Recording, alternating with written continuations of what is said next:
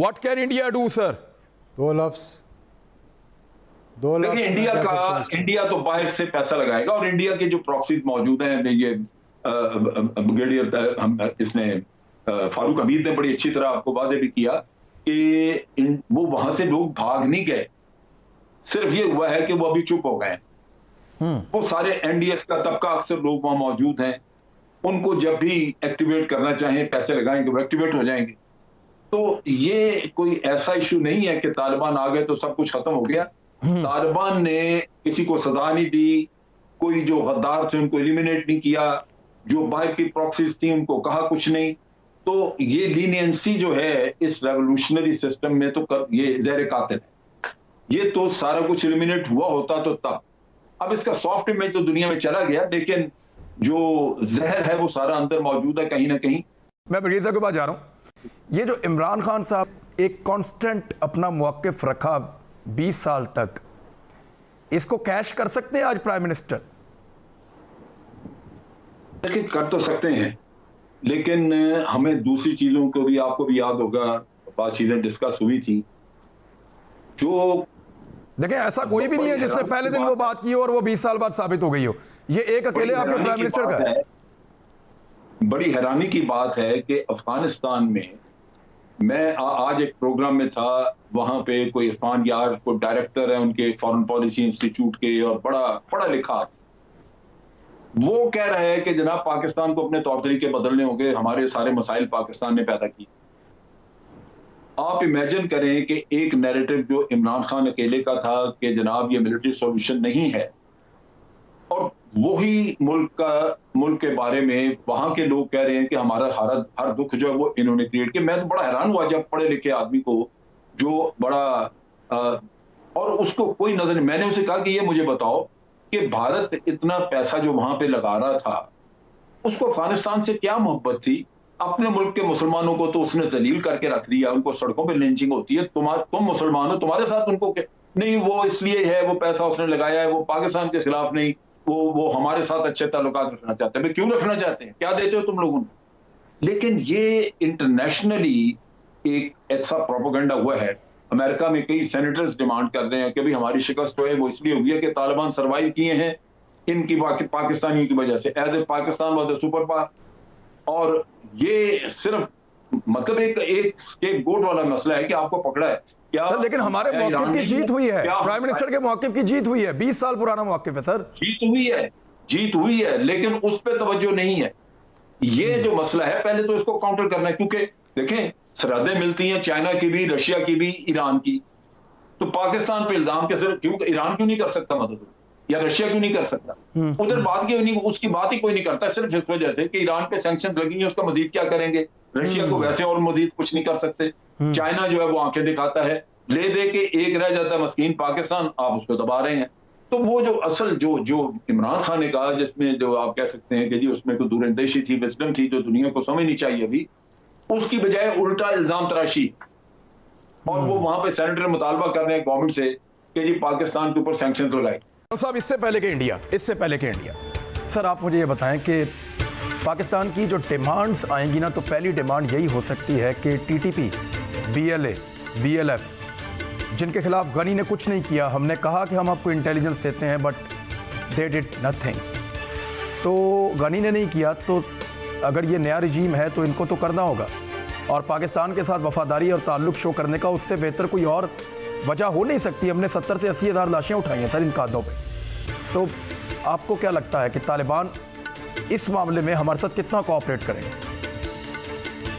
देखिए, BLA, BRA और TTP हमारा ये कंसर्न है और बिल्कुल हम इसको टॉप प्रायोरिटी देते हैं।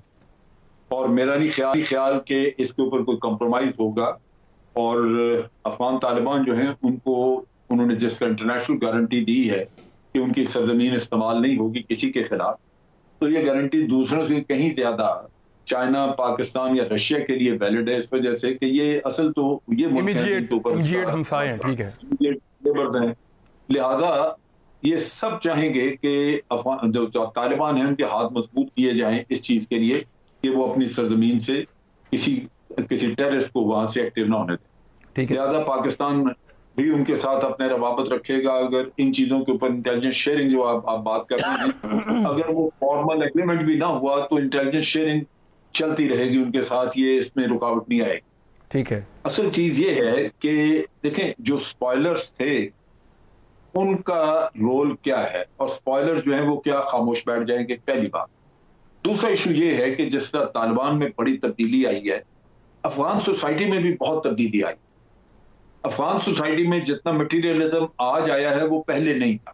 जितनी करप्शन आज हो गई वहां पे वो पहले नहीं थी।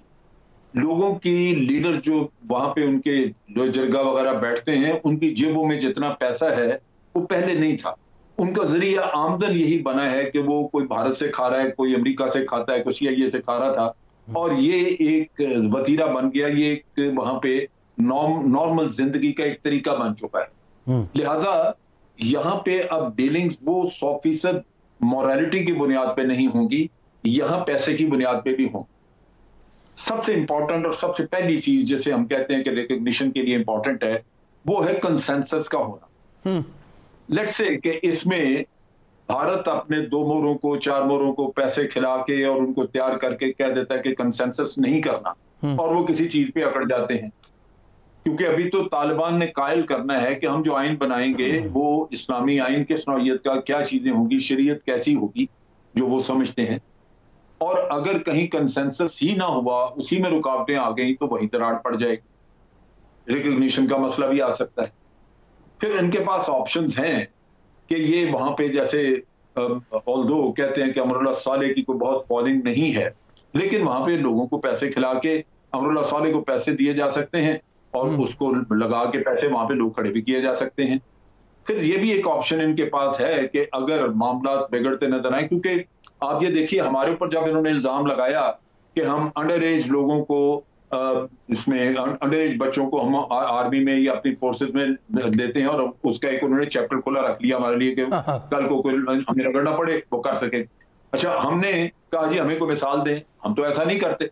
लेकिन ये वो चीजें उन्होंने रखी हुई है कि जब भी उन्होंने अगर इस रजीम को उन्होंने रिकॉग्नाइज नहीं करना, तो वो कोई ना कोई तमाशा ह्यूमन राइट का, खवातीन का कोई ना कोई किस्सा कहीं खोल ले, और उसकी आड़ में वो आपको फिर परेशान कर सकते हैं। और अफगानियों की सबसे बड़ी प्रॉब्लम इस वक्त होगी कि लोगों के पास पैसा है, गवर्नमेंट के पास पैसा नहीं। गवर्नमेंट इकोनॉमी कैसे चलाए, तनख्वाहें कैसे दे, आगे अपनी वर्किंग कैसे करे। अभी तक उन्होंने कोई ऐसी गवर्नमेंट बनाई नहीं जो कम से कम डे टू डे वर्किंग कर सके। दूसरी कंसेंसस गवर्नमेंट तो बाद में बनेगी, लेकिन डे टू डे वर्किंग वाली भी गवर्नमेंट चाहिए। तो वो बहुत कुछ है जो एक्सप्लॉइट बाहर से हो सकता है। और एक ये भी ऑप्शन आ सकती है कि अगर ये लोग जो बाहर भाग गए हैं उनको इकट्ठा करके कहीं, तो वो ये कहें कि जनाब ये तो इलेक्टेड थे, तालिबान तो इलेक्टेड नहीं है, लिहाजा हम एक एग्जाइल में गवर्नमेंट बना रहे हैं। अगर गवर्नमेंट इन एग्जाइल बन जाती है तो आप सोचिए कि अंदर कितनी ट्रबल हो सकती है। अमेरिका उनको पैसा लगाना शुरू कर दे, या ये कहे कि जनाब 9.5 बिलियन हम आपको नहीं दे रहे, उस गवर्नमेंट को दे रहे हैं जो इलेक्टेड थी। तो आप सोचिए कि अभी इतना कुछ यहाँ पे खुलने वाला सामने है। मेरी सोच ये कहती है कि ये जो स्पॉयलर्स थे ये इतनी जल्दी हार नहीं मान जाएंगे, उनके स्टेक्स बड़े हैं, उन्होंने पैसा बड़ा लगाया हुआ है। अमेरिका क्वाड बना के यहाँ पे मार रहा है। सर मैं आपकी बात से मार रहा है क्वाड बना के चाइना को कंटेन करने की, और यहाँ उसको खुली छुट्टी दे दे के जो अभी जो मर्जी करते रहो, ये अकल मानती नहीं है। सर देखें वो ये करेंगे, लेकिन फिजिकल में देखें sir, physical appearance they should have something on ground. Sir देखें इंडिया लिए क्या कर सकता है, ये बड़ा सवाल है। इंडिया क्या कर सकता है उनके लिए, जबकि इंडिया इस वक्त टच भी नहीं कर रहा कहीं से अफगानिस्तान को। मेरी बात सुनिए, ये सब कुछ बाहर से होगा, बाहर बैठे हुए लोग बाहर चले गए। आप ये देखिए अपने मुल्क में देख लें, हमारे यहाँ पिछले 10-12 साल में करप्शन जो है वो एक वे ऑफ लाइफ बन गया। आप सोचिए कि जहांगीर तरीन इंग्लैंड गया, एक बंदा भी उसको सी ऑफ करने वाला नहीं था। जहांगीर तरीन वापस आया, एक भी अंदाज को लेने वाला नहीं था। जिस दिन उसके ऊपर करप्शन का इल्जाम लगा और सारी उसके ऊपर कहानी शुरू हुई, 40 लोग उसकी पार्टी में से निकल आए फूल फेंकने के लिए। वाह वाह। आज करप्शन का जिस पे इल्जाम लगेगा उसकी फॉलोइंग साथ हो जाएगी, फौरन बन जाएगी, क्योंकि it has become a way of life. और यही हाल अफगानिस्तान में है। अब इजाजुल हक को वोट नहीं मिलने इसलिए कि इजाजुल हक के ऊपर करप्शन के इल्जाम नहीं है। जिस दिन मुकदमा चलाएगा इजाजुल हक के पीछे भी फूल पत्तियां फेंकने वाले आ जाएंगे, कहीं उधर लग जाएंगे। तो यहाँ ये ट्रांसफॉर्मेशन हो चुकी है सोसाइटी की, वहां पे बहुत बुरी तरह होगी। तो यहाँ ये खतरात मौजूद हैं। अच्छा, फिर आप देखिए तालिबान ने कहा है कि हम करप्शन नहीं होने देंगे। करप्ट सोसाइटी में करप्शन बंद करना सबसे बड़ा जुर्म है। जिस दिन उन्होंने करप्शन करने वाले के साथ किसी के साथ सख्ती की, आप देखेंगे पूरी लोहे जरगा फूल फेंकने के लिए आ जाएगी। ये इतना बड़ा इशू है सोसाइटी की डिजेनरेशन होना कि इसको जो हाई मॉरल ग्राउंड पे बैठ के जो मॉरलिटी इंपोज करना चाहते हैं उनके लिए बड़ा मुश्किल होता है।